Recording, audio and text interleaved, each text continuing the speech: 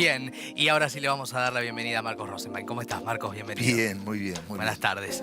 Bueno, te metiste una vez más con la historia, con este caso con la historia de Eichmann en Argentina, una historia de enmascaramientos, ¿no? De borrar las huellas de lo que era su pasado como uno de los pensadores del genocidio nazi. Y también un montón de historias que la ficción se permite, ¿no? ¿Cómo te nació esta inquietud? Arranquemos por ahí.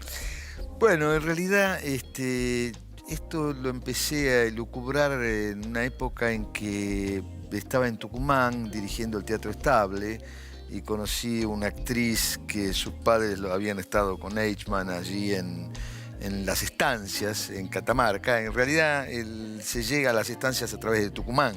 Claro. ¿Eh? Es un sitio montañoso, para que la gente sepa, que en una época era un pueblito y que se llegaba a ese pueblito, a veces los que vivían allí, ciudadanos ricos, digamos, de alguna manera, se llevaban en baldaquino, ¿no? En mujeres grandes que tenían que ser llevadas en una especie de cama de Claro. época, ¿no? Es una cosa muy particular. Sí, bien para esconderse. Bien para... Sí, y bueno, Eichmann llega allí a las estancias por una empresa alemana.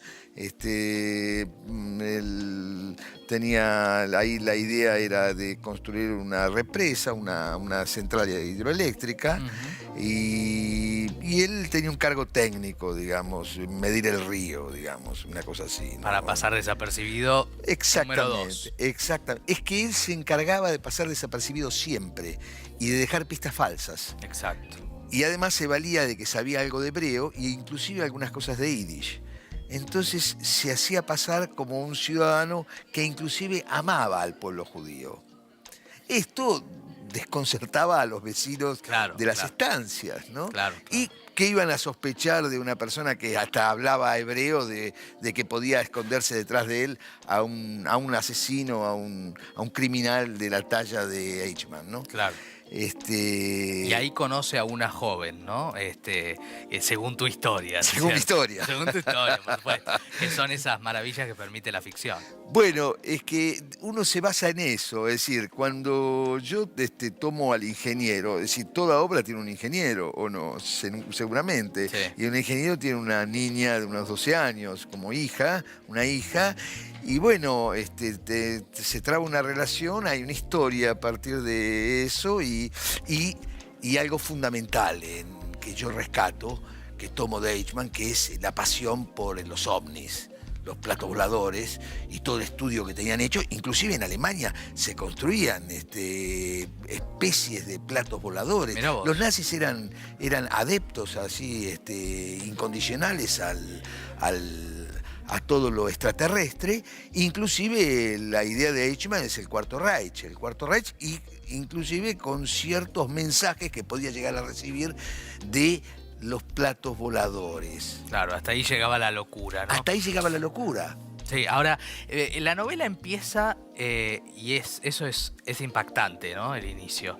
Empieza poniéndose en los zapatos de Eichmann en el momento previo a su final, ¿cierto? Vamos a decirlo de una manera. Y hay también una pequeña justicia de uno de los carceleros, ¿no? Hay esas pequeñas cosas que las van a ver en la novela. Pero me preguntaba, y acá la producción pone muy bien, por cierto, no solamente la tapa del libro, sino las fotos de Eichmann cuando fue juzgado en Israel. De esto estoy hablando, así empieza la novela, ¿no? En la cárcel. Y me preguntaba siempre esto, que es obviamente necesario para la literatura, pero al mismo tiempo para la historia de lo que han sido estos monstruos, es espeluznante, que es cómo hace un autor para ponerse en los zapatos, ¿no? Y sobre todo un judío. Claro, Sí, también. sí. Bueno, esto es lo que de alguna manera yo lo pensé durante mucho tiempo, y es contar a Eichmann desde la primera persona, es decir, ponerse en la mente y en la conciencia de él. Claro. Esto comienza así y termina así. Lo que él va a vivir dentro de las estancias, bueno, las distintas historias entre ellas la de su pensamiento y su inquietud de que Adolf Hitler está vivo en...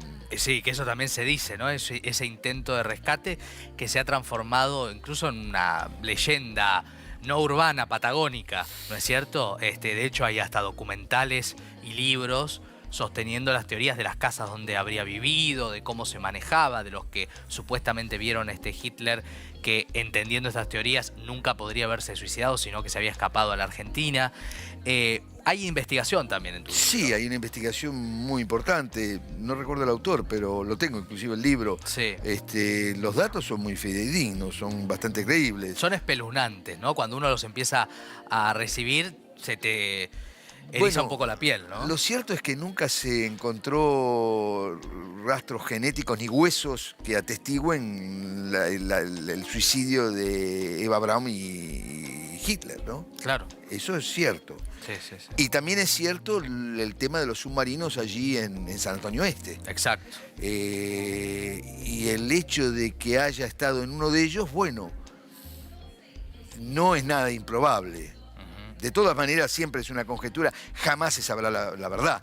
Bueno, donde jamás se sabrá la verdad, yo aprovecho como novelista. Claro, ahí entra la ficción a jugar. Bueno, y repregunto, vuelvo para atrás y repregunto. ¿En algún momento de ponerte en la piel de este asesino, te quebraste, te emocionaste o siempre pudiste mantener la distancia de un autor que necesita no juzgar al personaje para contarlo? Jamás me pondría a juzgarlo al personaje. No. Si no, sería una novela, una moralina. Claro, un panfleto. No, el lector es el que de alguna manera lo juzgará.